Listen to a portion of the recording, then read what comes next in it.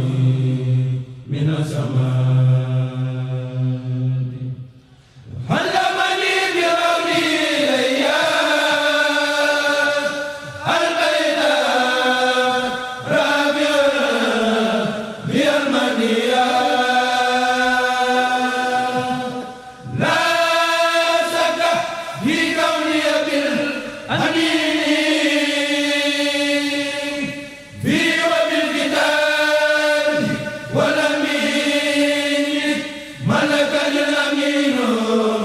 wal aminu